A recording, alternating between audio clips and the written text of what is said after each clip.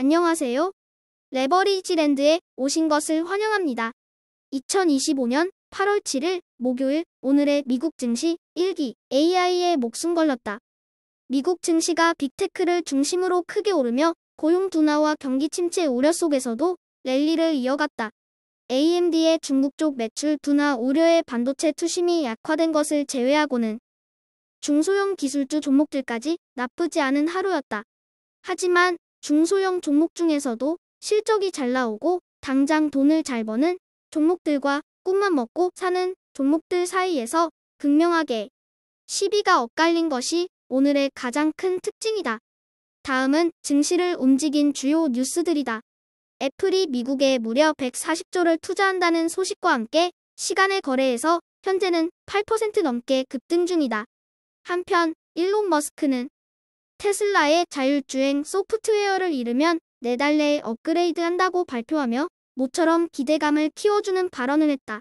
그리고 테슬라에 이어 애플까지 삼성전자의 미국 내 파운드리 공장에서 반도체 칩을 생산한다고 밝히며 삼성전자가 모처럼 전 세계의 주목을 받고 있어 눈길을 끈다.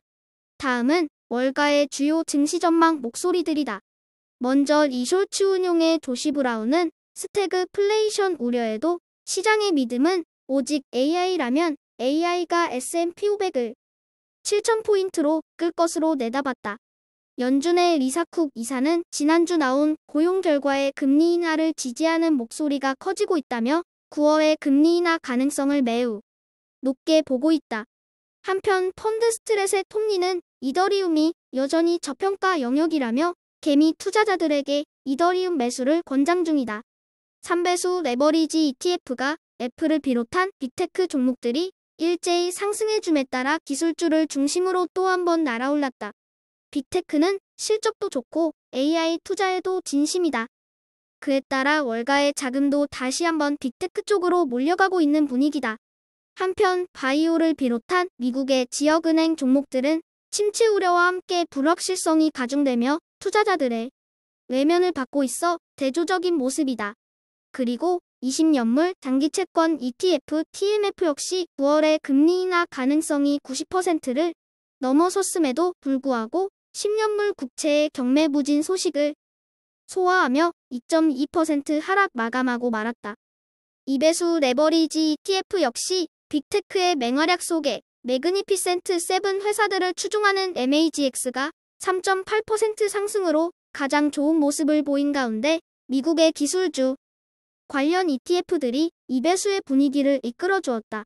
그리고 중국 쪽에서도 인공지능과 관련한 기업들의 실적이 나쁘지 않게 나오고 있는 가운데 중국 테크주 CLB 오늘도 2.97% 올라주며 상승세를 이어갔다. 다음은 가상화폐와 관련한 ETF들 소식이다. 어제와 다르게 오늘은 모든 종목이 일제히 반등에 성공하며 활발한 모습을 보여주었다. 먼저 비트코인은 큰 변동성 없이 가장 든든한 모습을 보여주고 있는 반면에 이더리움을 비롯한 알트코인들의 급등락은 현기증이 날 정도이다.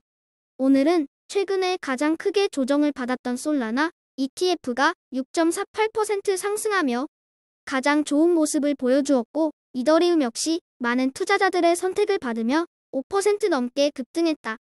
일단 한고비는 넘긴 것으로 보여지는 가상화폐 ETF들이 침체에 대한 우려와 금리 인하에 대한 기대가 공존하는 가운데 과연 이번 달에 어떤 모습을 보여줄지 갈수록 흥미진진해진다. 다음은 불GTN의 15개 개별 기술주 종목들 소식이다.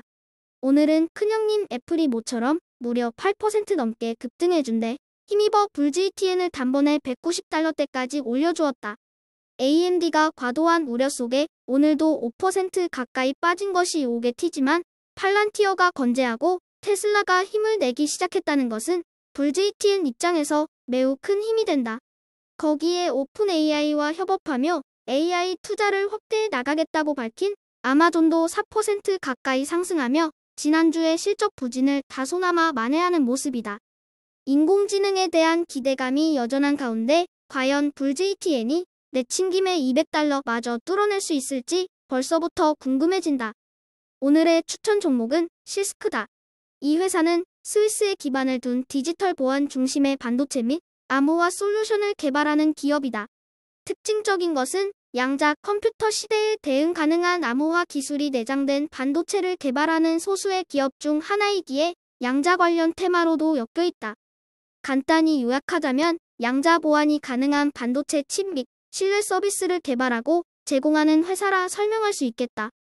양자 컴퓨터 관련 주들의 폭등세와 함께한 때 이 회사의 주가도 승승장구하였으나 지난주부터 또다시 불거진 침체 리스크에 고개를 숙이며 이제는 3달러 밑으로까지 떨어져 있는 상태이다.